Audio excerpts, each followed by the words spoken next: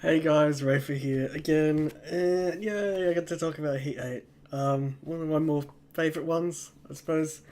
So first off is the lovely cover by Kamui, not Kelmi.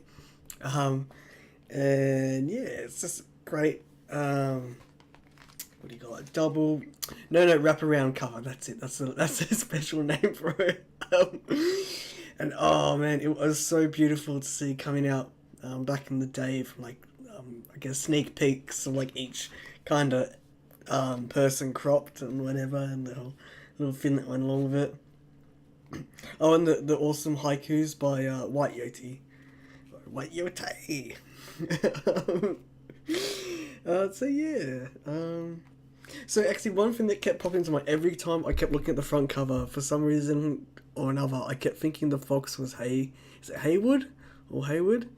The fox from Bridges. I don't know why, but he looks like a Haywood or Haywood to me. Yeah. So there's 10 entries in Heat this time around. I should probably pay more attention to that. So first up is a short story, Hard Semester by Miqmah or Miqmah, illustrated by Reyfar. And oh man, I think just the double centerfold piece, not centerfold, it's not a center, I guess the double spread page just really beautifully illustrates the story. I reckon it sets that really well. And I think first off the bat, like a lot of the artist and author pairings with the short stories really work to sell the tone and the feeling of the story straight off. Like, I'll probably say this to everyone, but they do. And I really love it this time around. What's his name? Oh, so Cecil, who's a young cat who just finished high school and he's going to college, and he's got he's apprehensive, whatever, and he's a bit worried. Well, he's a little bit worried about the roommate he's gonna get because it's What Reeler, and his dad's kind of just geeing him up, egging him on, just being like, I guess being just not like overly protective, but a bit like, I guess, how to put it. It's actually, so I think probably the best way to sum it up is I guess the fucking opening fucking page is like, a Rottweiler? They're pretty big on being top dog. Good luck, son. Dad, I did the roommate matcher. Have some faith that they put me with someone good. You've always been such an optimist. I'll miss you when he beats you to a pulp for touching his side of the sink. There's a lot of fucking great lines like that. I really love Cecil's dad's character, and I guess going from that, I really like Ton, the Rottweiler's character. Like, they're both very large and striking, and I guess for that, Cecil takes a bit of a submissive role, despite being, I guess, the more main character of the two, but not in a, I guess, not really in a negative way. It's like, when I think about this story, I'm going to think about Cecil's dad and Tom the Rottweiler, and rather than Cecil. But that could be the whole point of the piece. So yeah, it's a pretty cool. Like, I guess you could say it's a bit of a standard story. Goes to college. He's actually, I do like the fact that Cecil's bi. I really like how it's not stupidly spelled out to the reader. Like, it's just kind of unfolds matter of factly. Like, it's just like, it just seems very natural, I guess. I'll cheap out and say that. So yeah, it's a bit of a farce. Like, it's a very fun read. It's a very fun story. Like, I think that's my favourite thing about it. So it's like, freaking Ton does some really weird things. He's like, I think the first night they go to the bed or whatever, he's like, oh yeah, I like to sleep nude or whatever, or in my underwear. Oh no, he says he likes to sleep nude and strips down to his underwear, and And, you know, I guess he puts it on a bit because, I mean, Cecil's still freaking the fuck out because he's trying to hide his massive hard on because, you know, Tom's this buff, muscle Rottweiler body dog. And yeah, and then, like, he kind of turns it up, through the course of a couple of days. And, like, saying, like, some really kind of, like weird shit. It's like, oh, you know, like, I'll show you mine, you show me yours, that'll be cool, it won't be awkward. And, you know, like, because it wasn't this one time he walks in and catches Cecil jerking off, obviously thinking about Ton, and he's like, oh shit, and then, like, he leaves and comes back a couple hours later, and he's like, oh, we got off on the wrong foot there, like, how about, you know, I just jerk off in front of you, then it'll be cool, it won't be awkward. And, you know, Cecil's just, like, freaking out, trying not to look, and he looks, he's like, oh my god, he's got a massive dick, and it spirals from there, and, until, you know, spoilers, they don't fuck, they just suck each other off, and I guess the relationship is left up to the reader, which I quite like. I really liked it, in terms of, like, just a fun, simple ending for a fun story. It didn't need to be complicated. But I think what really sells it is just the character and the ongoing farce. Because the reader obviously knows what the fuck's going on here. But it's just seeing Cecil's reaction to this and his justification and rationale. He's just like, it's like, dude, like, I'm picking up signals. You need to pick up the signals too. And yeah, just the great interaction with Cecil and his dad early on. Plus, one thing I actually really did like is the introduction of Ton, because, well, Cecil to Ton, is they start messaging over Facebook, not ScentBook, and Ton starts saying shit like, you know, oh fuck, I better not say, yeah, he's like, oh, I don't have much of a personality, I take steroids to compensate for that, I've got a tiny dick and stripper balls because of all the steroids. It's like, you want to see a picture of my tiny dick? I love showing off, it really gets me off. And Cecil's like, what? Shit. And then yeah, it turns out that, like, his sister was on his computer for a bit there. But yeah, it's really fun, it's a nice tone to the piece. Yeah, not too sure what else to say, other than, like, I think just the adorable illustrations that Reyfar, I think it's a female or artist, don't quote me on that, I'm pretty sure, but there's the lovely illustrations she's done, and, like, how cute and kind of funny they are.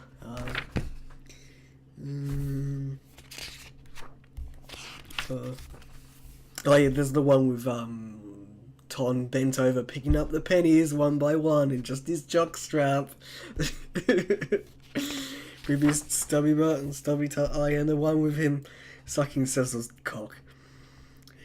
Yeah. Yeah, no, it's cool. I quite like it.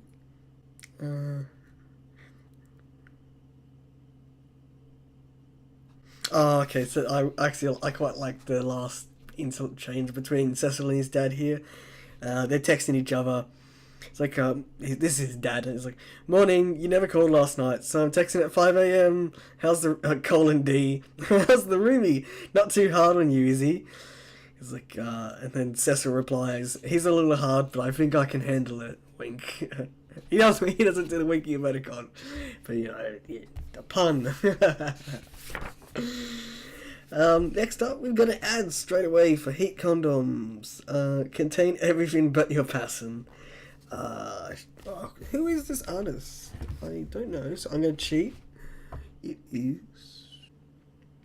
Well, shit, actually, in the back of the book, it's got all the... I guess credits for every contributor except the artist for this one ad. It's not that lewd, but I'll try and get the watermark off the artist. So if anyone can tell me whose watermark or signature that is, that'd be great. Because I have no idea. Next up is actually a fucking adorable comic, short film by Tempe and Keovi. So Tempe is, assumedly the writer, and Keovi's the illustrator. And it's a very cute and adorable and funny comic about it's a dog's world by the looks of it, and they're not ant-free dogs, they're dogs, but they do people stuff, you know. Anyway, so this I'm trying to assume their relationship status. But yeah, this young dog girl, she's at the library and she sees a bunch of other dogs talking about how they do like homemade porn videos, like amateur porn, and like it's fun or whatever. And they're looking up stuff on the library computer or whatever. And then like she sets it up, waiting for her husband to come home, and I'm gonna assume husband, and you know, they have fun, whatever, and it's a really adult, and then like I'm doing horribly explain this because I'm looking at it and I'm like, oh my god, this is so fun. It's like, but anyway, they do it and then like they realize that they accidentally knocked the camera and it's just got like the ears in all the frames and pictures and you can't actually see what they're doing. And yeah, they find it funny. But no, it's great because it's a silent comic. There's no dialogue or anything, so it really shows through in the art and the expressions and the emotions conveyed, and it's a really cool story it tells. That's what I love about it. It's adorable. Next up is Bus Stop by what was this? Opaline S. Fox. The name sounds a little bit familiar. I probably was in a previous issue of Heat and I've forgotten. Illustrated by Shinigami. Is it Shinigami Girl? Yeah, I'm pronouncing it right. I'm not Shinigami. I don't know how I was thinking I pronounced it, but yeah. So talking about that fucking double spread illustration again, definitely sets the tone straight off the bat. And it's not just the opening, but I guess the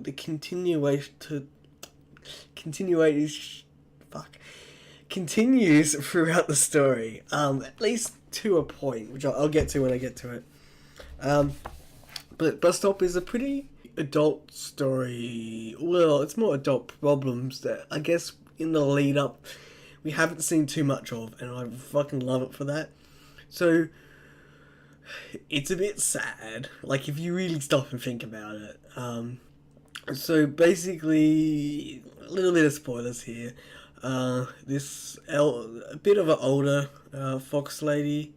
I think she's, I assume probably somewhere in her 30s. And she's recently, she just finalized the divorce of this long-term relationship which she'd had with, I think it was a dude, was that a guy I can't remember if it was a guy out of a high school or college. I'm thinking one of the two. I'm surprised I can't remember, like you'd think it would be easy. But yeah, for about 10 years.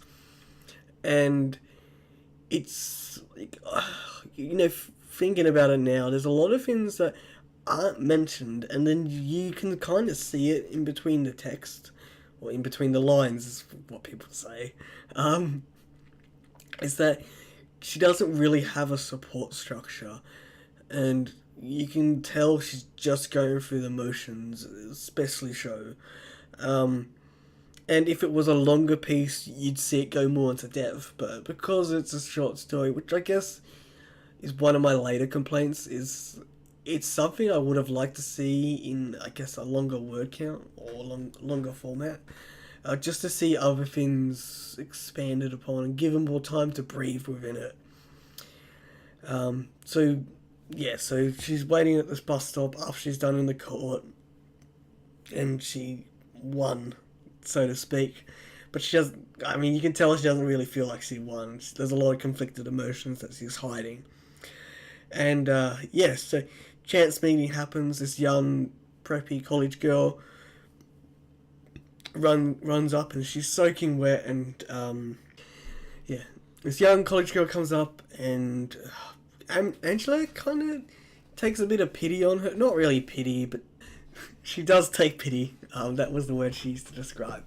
And she offers her umbrella, and they end up sitting next to each other on the bus, and they start to hit it off on a way. Like, Angela's in this very kind of... She wants to be alone, but she doesn't want to. Like, at least she doesn't know that she doesn't want to. And she kind of finds herself reaching out to this young girl who we find out is Emily. And as the story goes on, you find out there's deeper reasons behind it. Because I guess the jump ahead is that her relationship failed because she kind of just squashed down the true feelings she had for like other women, and confessing herself to be a lesbian,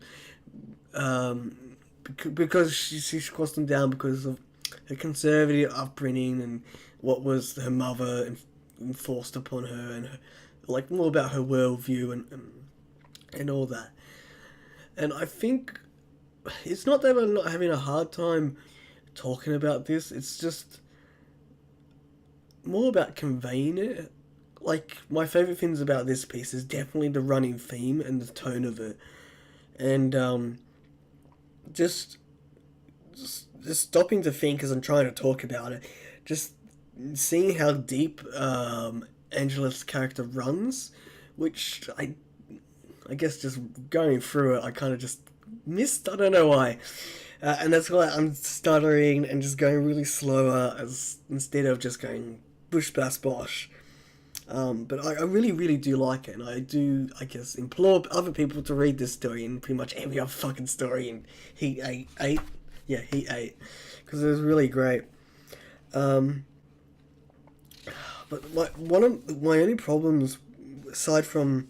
Yeah, because I've got a few post-it notes. I actually started taking down notes. I was so happy with myself. There's a few post-it notes where I like this, and here, longer piece, ? There was one where...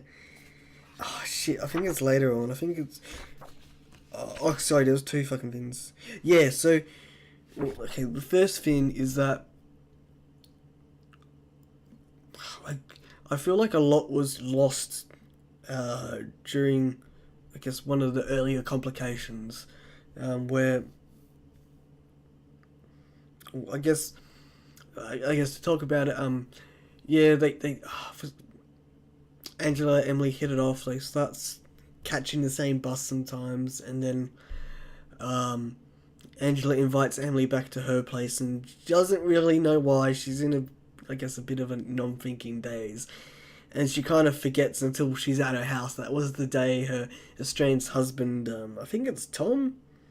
I'm pretty sure his name. Something dull and gay. Is rocking up to collect his fins. And she's like, oh, maybe you should go. And Emmy's like, no, like, I'm here for you. Like, because she can kind of tell she doesn't really have anyone. Goes badly, obviously. And then I guess the real kicker... for me, is just Angela's in this horrible way, and you gotta have a lot of empathy for her, and she doesn't know where she's at or what she wants to be, and right now, right then, all you need is someone that not necessarily understands, but just has empathy for it for the most part, and it was a really striking character moment for Emily to see that she doesn't have that empathy. Because, Angela pushes her away, and then Emily just really takes it to heart and just kind of just gives up on Angela, and it's just really weird. It just really stuck out to me. It's just I can see this Emily, I don't know if it's if it was intentional, I think that it requires me to think about it a bit more. if it wasn't intentional, it's a very glaring problem, and that's why I'm so conflicted about it. Is it's like I'm not sure which way to look at it, because for one, because it's a short piece, we don't see too much about Emily's true feelings and true character. She's a bit kind of there to service the plot. I think I have to talk about it, and so there's no kind of substance either way, and that's one of my main problems. And the other problem I've got is like it's really great tone throughout the piece, and it just evaporates as soon as they have sex towards the end. And I was just so gutted internally. I'm like, like I get it's meant to be, I guess the rejuvenation, the confession, or whatever, and there's meant to be a tone shift. But it's more like the tone just disappeared rather than changed or morphed the kind of way. I think it's definitely. I wouldn't say it is, but it felt a little bit like one of those stories where it's just like the sex just happened there, and it didn't really fit the rest of the story. But other than that, I fucking love this story. It's one I do really want to check this author out, because I really like how strong their tone was early on. But yeah, so I guess that's mostly it for Bus Stop. Other than the amazing art by Shinigami Girl as it goes on. Oh shit, there was one thought that I had, I don't know if I took a note about it, where it's one of those things that I don't know if I should look out for or not. It's like, how early on in the story would we have known Angela was a fox without the illustrations? And I think it was about a page and a half, and that was, and then at the same time I'm thinking like, well, maybe that's just me reading between the lines because I've seen she's a fox, and then like therefore I can assume this text is talking about she's a fox. But it's like, yeah, then on the flip side, you don't really need the story to say Angela pulled her red foxtail to her lap. Or something is blatantly obvious, but it's like, it's one thing I say one of the many things I want to look out for in Heat is like, how many of the stories, I don't think the stories rely on the illustrations, because I know, at least with pretty much all the other publications in the fandom, they're very kind of separate kind of games. But it can't, if it made me think about it, there must be something there, right? That's the way I look at it. Next up is a poem, A Storm to Remember by Cody Denton, illustrated by Leocrota. I'm really not sure how to pronounce that the artist's name. I'm probably too bogan for that. I don't think I did read this. Oh, fuck me, how did I miss that? I think I can explain why I didn't read that. A Storm to Remember. It's because the next story is Jill's 49th by Foozzzball, and all illustrated by Sofawolf. And I was, I'm super eager to read the story, because I'm pretty sure I read it last year when I was really big into grey foxes, and I can't remember if I read this before I was into grey foxes or after I was into grey foxes. But I really like grey foxes when I last read it, and oh man, I fucking love this story. Again, Foozzzball hits it out of the park. But I think again why I really really loved it is just the strong character I felt with Jill. And the subtleties he kind of conveyed about his world, and some of the hidden depth, which, this is like a sentence here, a sentence there. It's more the background things, like not shit about the clone sisters, but shit about like the technology and the world they're in, and I guess the class. So I guess to start off, Jill's 49th is gonna be one of those stories that, you know, when I'm talking to non-furry people and I want a good kind of Zinner story description to kind of tell people, like, of the stories that I read, this will be one of them. And so Jill's this girl, she goes to these rich bars. I don't know, I think, is it a pub? No, shit, fuck. It's, no, so she goes, I'm pretty sure, oh my god, see, I'm overthinking this. She goes to this ritzy bar at the Greystone Hotel every Friday night to pick up a rich or wealthy guy to just kind of both to feel rich, like live that life, and have fun and sex out of it. And yeah, so 49th is the 49th person also. So she's counting, right? And she's told herself, like, after 50, you know, she'll quit her fucking job she doesn't like, and then she'll kind of move on with her life. But, well, not really move on for life, but, you know, do something different. And, you know, fucking strong character there. And yeah, so yeah, Jill's 49th, she goes to the bar for the 49th time, and after hitting and missing with this this American who's a human, he seems a little bit freaked out by this dog girl talking to her, and I think she gets riled up. So yeah, after striking out with this dude, she hits it off a little unnecessarily at first with this grey fox at the bar next to her. And then after a little bit of, like, exchange, she's like, shit, I can do something with this guy. You know, he's got the right trappings. He's got, like, a, is it Bartocci wallet or shoes or something like that? And, yeah, so yeah, they hit it off, but he's a bit new to this kind of game she's playing, because he's a bit new money. Yeah, so they go out to dinner and a dance, and she leans up to him, and I fucking love this one with her fucking character defining moments I'll never forget. Where she leans in and she smells him, and then she pulls back and she's like, you're wearing just, like, normal deodorant, like, not, like, any kind of cologne or, like, fancy fucking perfume or anything. And he's like, yeah. She's like, but you've got, like, oh, what is it? I should fucking learn it. You've got Bacani shoes. He's like, so he's, you know, it's a really strong moment for him because, you know, it shows he's clearly new money.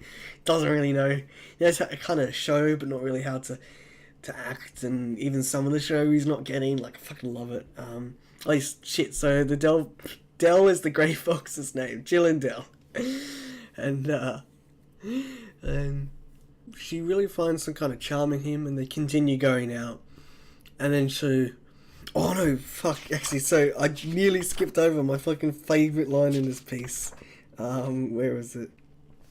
So yeah, after they have their dinner and their dance, and they fuck, and, you know, she has a fucking wonderful time, and I really like this sex scene. Like, even though it's straight, it's still fucking hot. And the last line that punctuates that scene, she had her 49th notch, right? She needed a fucking axe to put it into the bar. Which is a reference early on in the scene where she's talking about how, like, if she had been marking notches into the bar, you know, the ritzy fucking hotel bar would be pissed at her, but there'd be like 49 notches of every guy she picked up in this bar. Yeah. Oh shit, so I've got another note here where there's this is a bit fucking random, but there's a previous paragraph.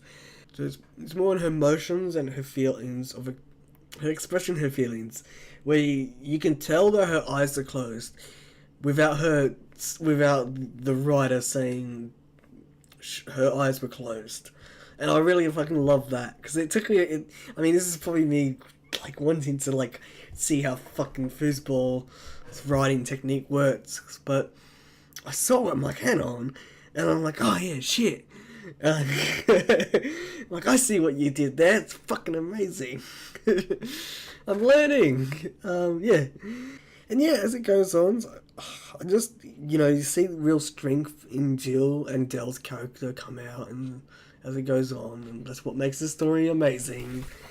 This is one of those stories where I really like to see the ending go the other way, a bit more towards ambiguous, but then that completely changes the story. So I don't know. So basically, the scene before the last scene, if it ended there, it would have been fucking great. And then it was still, and then even if you wanted to end the other way, it would have been great. Because I think both express a lot about Jill's character in the same and different ways, and I like them for different reasons, which is cool and weird.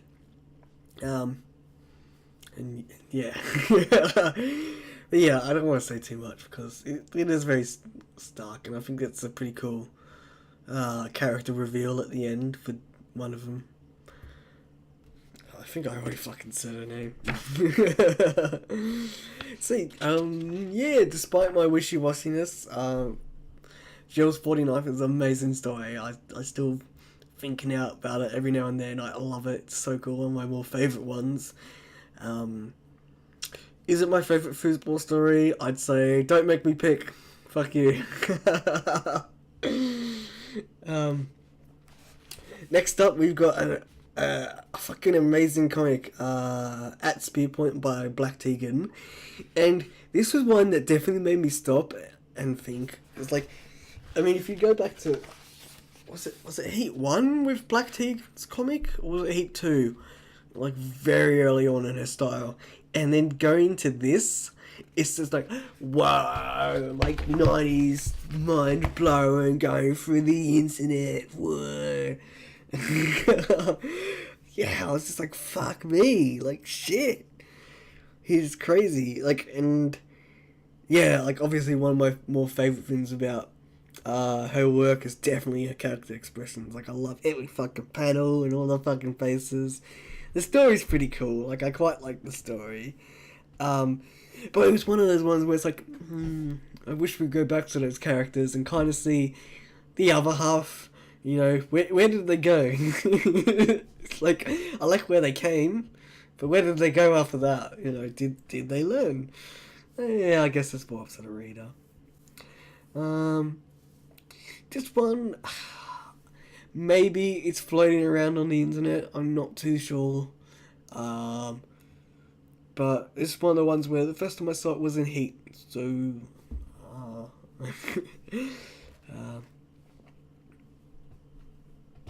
I guess something else to say about it, well, it's more of a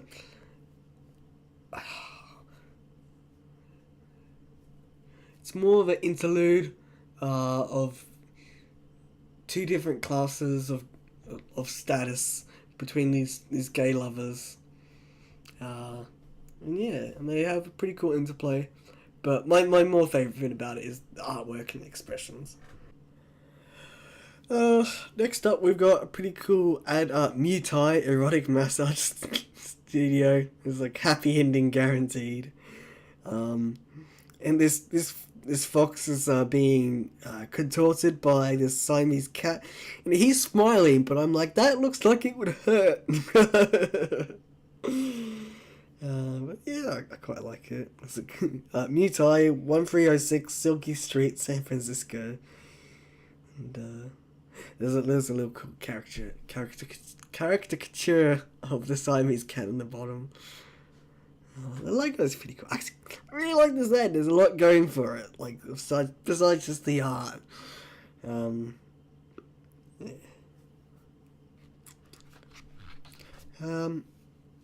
Next up is Stagnated by Hirosaki, illustrated by Arthur Husky, and I suppose Arthur Husky or Leo Magna's drawing more dicks these days, but this is one of the few times before those days where he drew dicks. And yeah, so this one straight in your face, guy's getting licked by another guy with, well, he's morning wood as it goes on. So, and this one where, anyway, getting onto it. So, this is one of my more favorite stories, definitely by Ken Hirosaki, and it's a very telling piece. So, basically, what's his name? Does he have a name? Look, I'm gonna say that the story doesn't mention the main character's, well, the point of view character, main character's name. So this raccoon, shit's not going well with his boyfriend. To sum it up, like, not badly, just it's stagnating. Like, Justin's working a lot at work, overtime, and though it's not sure which way it's leaning, like, I guess implied for the reader to interpret, but it's, I don't, and also it's what I like about it, this piece, is that there's a lot of, I wouldn't say ambiguity, but there's a lot going on between the three characters of the raccoon, Justin, and Curvin, who's this caca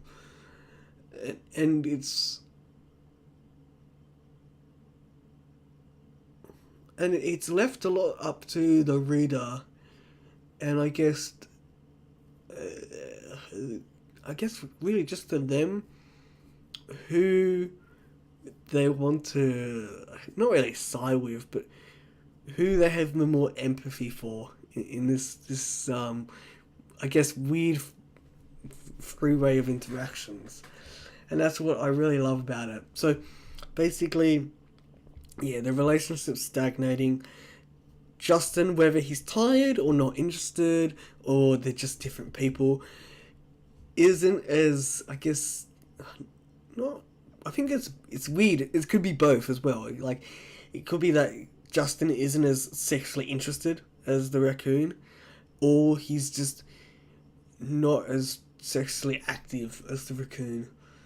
And the text may say either way, but it's like, this snapshot that we're catching them, it's like which is the way it's leaning. There's a lot to be read into there. And so, yeah, so we're brought into this raccoon's life at this point where shit's getting a bit frustrating for him, but not like outwardly, just more sexually frustrating internally, because he's fantasizing about this cack missile guy he always hooks up with at the nightclubs, at the dance, kind of hangs out with, and he's also this kind of mystery friend, at least to Justin, because Justin's never met this guy, never even heard about him, yet the raccoon and Curvin have been hanging out for like a year and a half, and I think the raccoon and Justin have been going out for 2 years. I think it's something like that. Like, he met Curvin just a bit after Justin. So there's like that going into this relationship we're being brought into.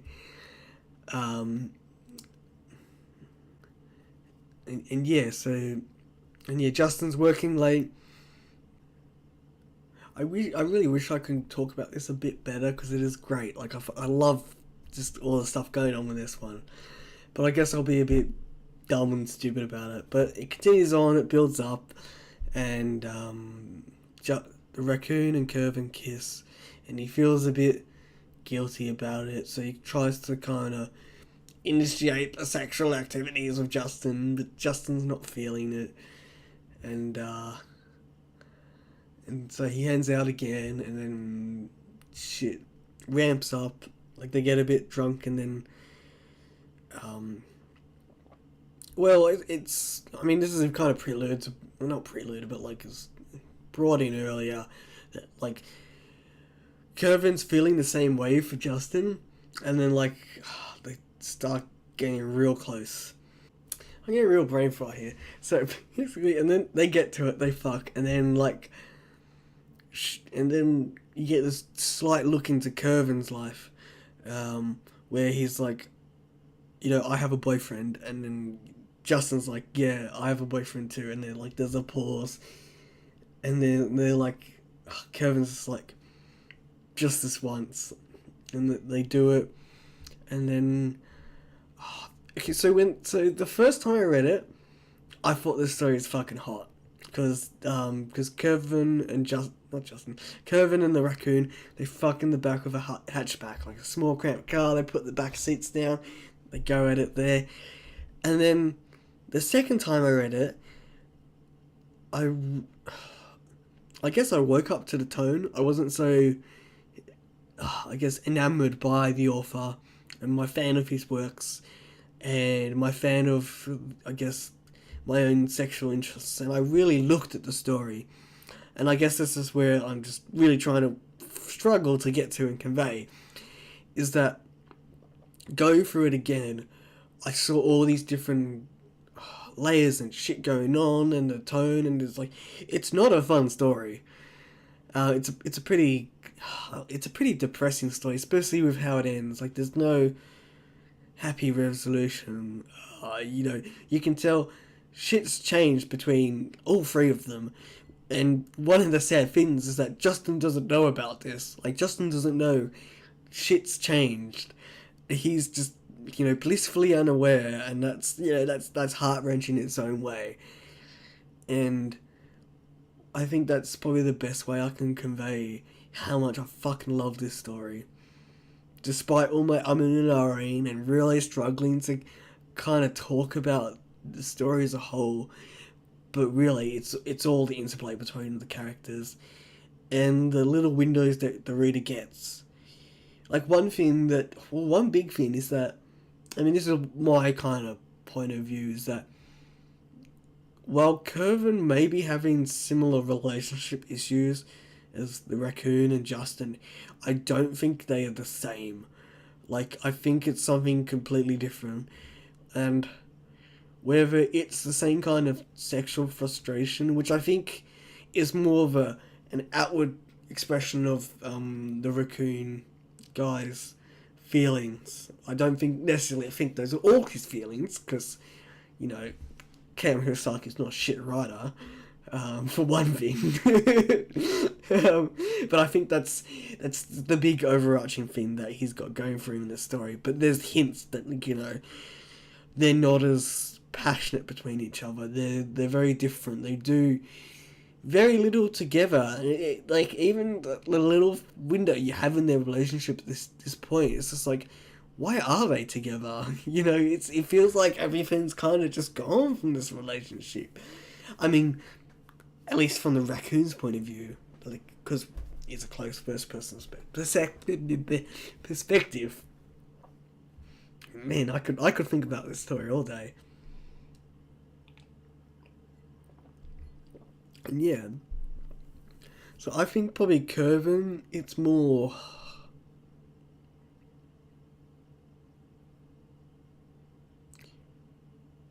you know what? I have no idea. There's lots of things. It could be a long-distance relationship. I wouldn't say it wouldn't be an abusive problem. It's probably more of a, maybe it's something as simply as just their partner just doesn't turn them on anymore, or isn't fun. Because there's it's a very glaring reason that Justin never accompanies the raccoon to these clubs, and it's a obvious kind of point that it's just Kevin at these clubs, and it's a very obvious point that neither of them have mentioned to each other, or I guess other people at these clubs, that they have boyfriends. It's like they go to these kind of clubs to kind of forget that they're in a relationship, I guess. So, moving on. I could talk about Stagnated. Well, I could not talk. Think about Stagnated all day. Okay, so next up is a comic. Next up is a comic. One is Silver by Keto and Kashra, and this one actually blew me away. For some reason, I thought it was just like, hey, it's a comic. But it's so much more to it. And, like, it really made me want to, like, cross my fingers, close my eyes, and then, oh, look, it's a graphic novel, or it's continued in 6 other comics, one each year, and see how it went. Because it's a bit of a cliffhanger, but it doesn't go anywhere. But what I fucking love is, again, how strong the characters and the tone was with this piece. Like, I thought, I kind of just passed it off as, it's a hot story, and these two, I guess, more elderly dog guys fucking in a, post World War One war, but before, I'd assume before World War Two. Well, maybe after World War Two. Shit, I'm really not too sure. Well, I mean, one out of two. But, yeah, like, it really, I don't know if the artist Keto's doing much these days, but it really makes me miss his work, because just seeing, what he's done here, like, it's just amazing, like, coolness, like, from the expressions, and I maybe there's not too much going on with the backgrounds, but the character work is just really cool. And I will fucking say that, like, I saw the hyena, and I'm like, I swear to God, that's not Reyfar, is it? And then it's like, next page, like, hey, isn't that Reyfar? And I'm like, oh, for bugger's sake. But I suppose he's a bit of a grey muzzle thing these days. Speaking of which, these two dog guys are grey muzzles, and so that was pretty hot. But again, this is another one of those stories where it's all the stuff that's happening in the background that interests me the most. Like, one of my favourite things is, oh shit, what was it? Oh yeah, so I guess the main scene is it's oh fuck, what's his name? Shit. Oh, Rajan. Rajan's at the bar with his two mates, and, like, as soon as he starts complaining about the desert, they're like, bitching about the desert, that's a drink! And then he has to take a drink. And it's like, I like that. Like, there's a lot of shit that happens a lot.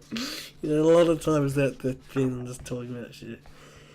And then and then when he goes and meets up with his lover, who's a mechanic on a plane later on, like, his first words to Rajan is like, smells like you've been bitching about the desert again. Like, I fucking love that. It's great.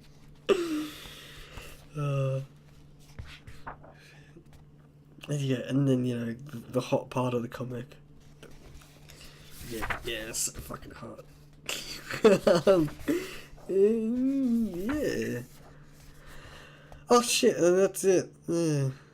So I think, again, it's one of the things where I would have liked to see, I guess, continue into a graphic novel, because it's a very interesting world that's set up in, how many pages is it?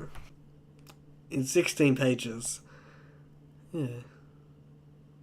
But no, it's pretty cool. Check it out if you can. Oh my god, so I did it again. So the next thing is the there's no dicks on that page.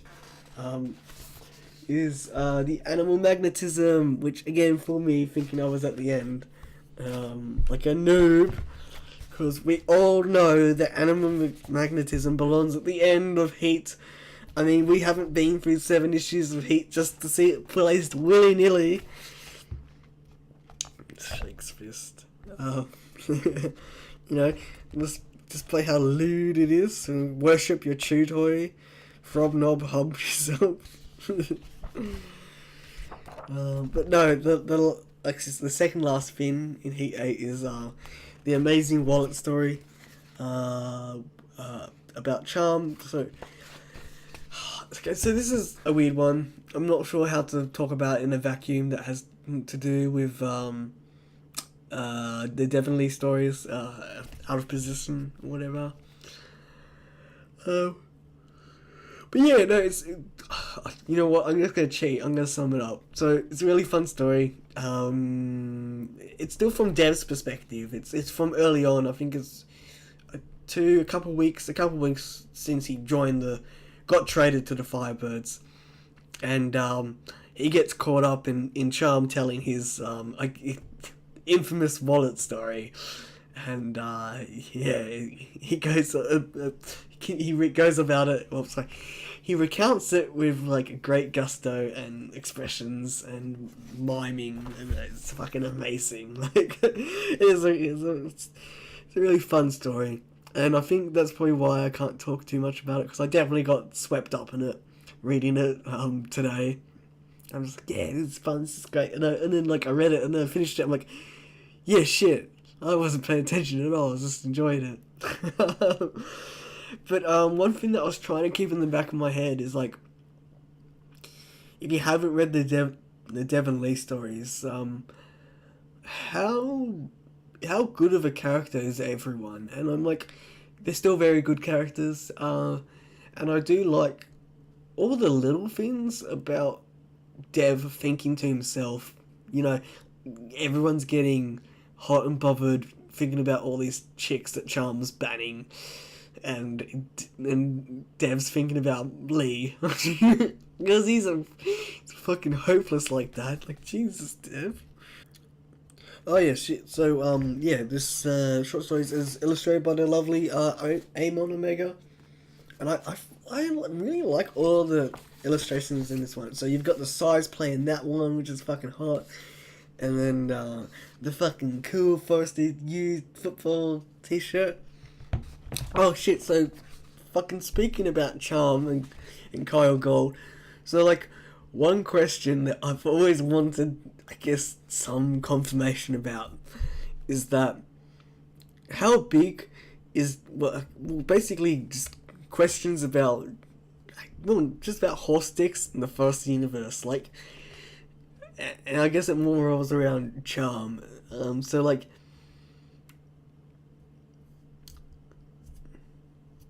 yeah. So in the forest universe, do horses have horse dicks? Like, if so, are they bigger than normal, or are they same size, or what? Or is Charm just talking about himself, like talking up himself, or what? And like, you know, I've met Kyell Gold twice, and I've forgotten every time to ask him, like, what dicks do horses have in the forest universe? Like, I did remember this one time, is that the Q&A panel at Furdu, and I wasn't sure if it was like an 18 plus panel. I wasn't sure if I could ask, but like, you know, I'm like, I'll pass it up. I'll remember some other time. But yeah, for some reason that's been my dying question to know, is like, what dick does Charm have? I mean, I'm pretty sure it's safe to assume that Charm has a horse dick, and I would assume that it's average human size, judging by the descriptions of dicks in other Forestry Universe stories, like the possum with the bifocal cock, and then there's the one description of Dev's cock in Out of Position about having, I think it was, was it 7 inches, like 7.5 inches, it was 8 inches, something like that. Because Lee was measuring him and he was joking, like 7.5, I bet freaking, what was his name? Corey Mitchell has a bigger dick than you. I think the otters have exotic dicks, which reminds me, there's one thing I've been thinking a lot about. Yeah, I've been thinking about animal dicks a lot lately. Is that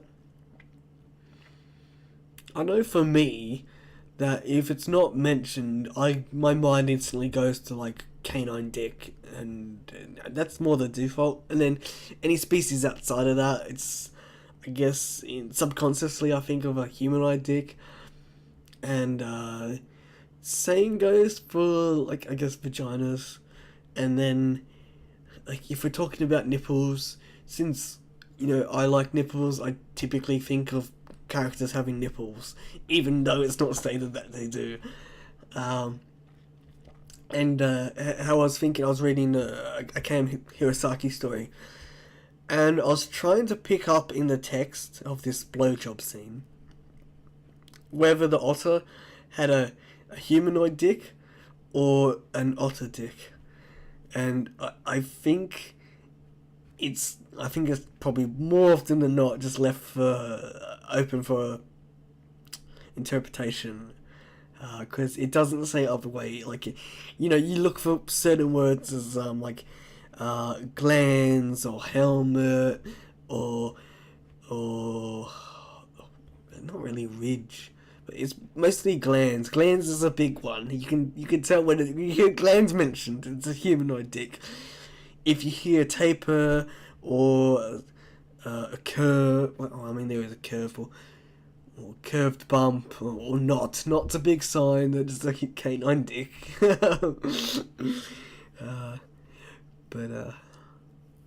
Oh no, that's for another video. I was going on round train for it. But yeah, so what story is cool. It's fun. I love it. I don't think I could talk about it critically because I enjoy it too much. Because I fucking love Charm. Charm's amazing. One thing I did love is I loved how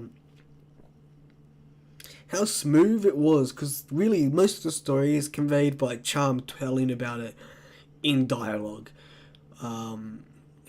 It's just very smooth the way it does that. And the tone's pretty good. Again, like the rest of the stories, the tone's very great and steady, straight on. Actually, so I don't know if it's intentional, but again, with the open double spread, it's not dark. It's very white and bright, and it's very. I mean, the art style goes with the piece. It's very kind of. I guess it is cartoony, so comic, fun, happy. Yeah, it goes from there.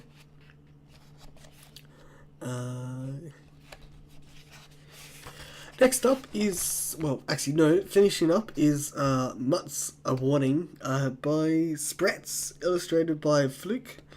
And this is just a very fun poem. I quite liked it when I'd spent like the 10 minutes with it today. It didn't take me 10 minutes to read it. I was spending my time with it to appreciate it. Oh god, that sounds so awful. Yeah, no, I fucking love it. I like the wordplay with it. It's pretty cool, and the illustration's perfect. It's like, yeah. So, the Afterglow I did read this time. A bit run of the mill this time. It's just like hey, we did it again. New changes around Sofawolf launched our new website. Which is still the same one they use these days.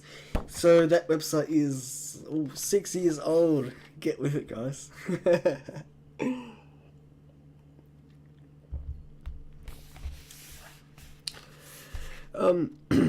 So yeah, Heat this time was brought to us with the managing editor of Alopex and chief publisher Jeff Eddy. Cover illustration by Kamuri. With haikus by White Yote. Oh shit! So okay, one thing I forgot to mention with Heart Semester is like, I really loved it, and it just reminded me a lot of was it Hickey Bicky Boo's was it Subby Jock College, where like they're all subby jocks, and there's like this one twink dumb guy, and they're all constantly trying to get him to fuck him or something like that. It's just very fun and silly and goofy. It's fun, and hot. So yeah. So A Hard Semester by Miqmah, illustrated by Reyfar. Short film by Tempe and Keovi. Bus Stop by Opaline S. Fox. She's found at opalinefox.com. Illustrations by Shinigami Girl, who's found at shinigamigirl.com. A Storm to Remember by Cody Denton, illustrated by Leo Crotta, is found at the same Furfin address. Jill's 49th by Malcolm Foozzzball Cross. Yeah. Illustrations by Sofawolf. At Spearpoint by Black Teagan. Mutai by Tiny DeReal. Oh, that was Tiny DeReal. Shit, how did I not catch that? Stagnated by Kane Hirosaki. Illustrated by Arv Husky. One is Silver by Keto and Kashra. Actually, now I think about it, I have no idea what the title of the comic means. The Wallet Story by Kyell Gold. Illustrated by Alexander Roman, aka Amon Omega. Mutts, A Warning by Spretz. Illustrated by Fluke. Afterglow illustration by Tiny DeReal. Heat is 2011, copyrighted by Sofawolf Press. Printed in Minneapolis, Minnesota.